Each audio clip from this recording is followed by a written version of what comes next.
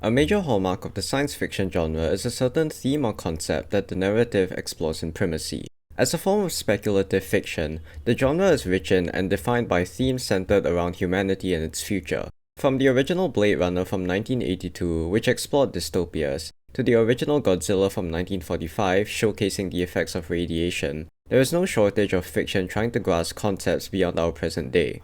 The most commonplace depiction or representation of science, however, is the machine as an extension of technology. I sought to explore how the sci-fi genre has evolved with time through its portrayal of technology and its advancement monopolizing the human race and its culture in the films 2001: A Space Odyssey by Stanley Kubrick from 1968 and Wall-E by Pixar and director Andrew Stanton from 2008. The crux of answering the question is to first address the way in which technology has monopoly over humanity in the respective film. Both films depict technology as a force monopolizing humanity. However, there are two key differences which are, to an extent, influenced by the cultural context of either film. The first is what is explored in primacy as a result of technological superiority to humanity, wherein 2001 explores artificial intelligence outpacing humanity, whereas Wall-E determines technological advancement to be something so heavily relied upon that it endangers our prospects as a species. The second is how these ideas contribute to the crux of the question, being the relationship humanity and human culture has in each film to the technology depicted. 2001 acts as a cautionary tale, showing the effects technology could have if it outpaces us, while Wall-E tells a hopeful story of emerging from an already existing dependency.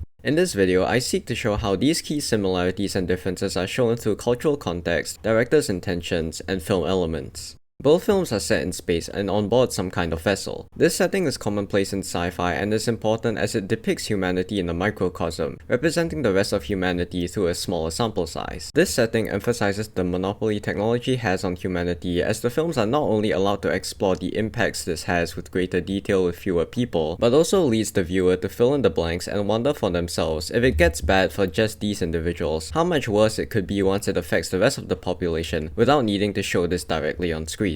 One way in which both films depict their respective themes is to scale. 2001 was released with the historical context of the 1960s space race between the USSR and the United States, representing a time period of pioneering space travel. This aids in the film's projection of technology's monopolization of humanity as something that could happen and presents it as a cautionary tale. HAL is set up as a threat early on while still embodying the spirit of technology monopolizing human culture in the scene wherein he plays chess against Frank. Chess is historically significant not only due to the amount of time that it has been around, but also because it used to be something considered by many to be a uniquely human skill. Yet the historical context of 2001 also coincides with MacHack 6, the first program to beat a human player at chess in 1967. The crew that heralded the Apollo 11, the American spacecraft that landed on the moon first, was comprised only of 3 people. The human crew of the Discovery 1 in 2001 is similarly small, only comprising of 2 astronauts. In a similar vein, while the space race was being built up to, the actual moon landing only occurred a year after the film was released. There was only a possibility that humanity could reach the moon, and even then it was only directly seen by just 3 people. Wall-E, however, depicts humanity once it is perceivably past the point of no return. Since the release of A Space Odyssey up till 2008 when Wall-E was released, at least 102 manned space flights had occurred. The historical context of such an increase in the number of missions to space is mirrored by the axiom, which sustains an entire population of individuals. While 2001 dedicates much screen time to showing interactions between the characters on board, such as when they play chess or perform basic duties on the ship, characterized by Kubrick's trademark use of longer shot lengths, Wall-E uses a montage to depict life and the new culture that was formed on the ship, by implying that there were so many facets of life changed by technology that it requires a montage to demonstrate it all and convey the singular idea of reliance on it, conveys the scale on which man and his relation to technology is that of the former monopolizing the latter. Another factor which corroborates this difference can be seen with the influences and intentions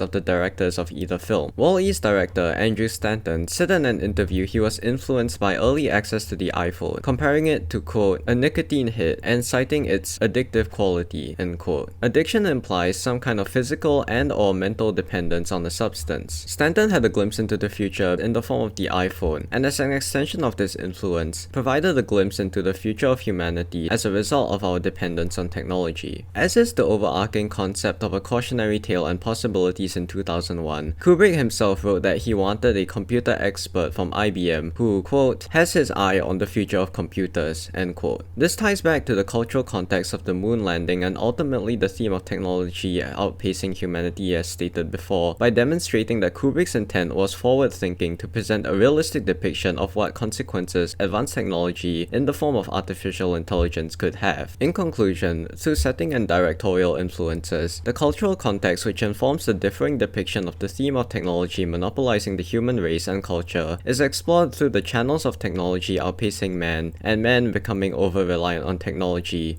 in the films 2001: A Space Odyssey and WALL-E.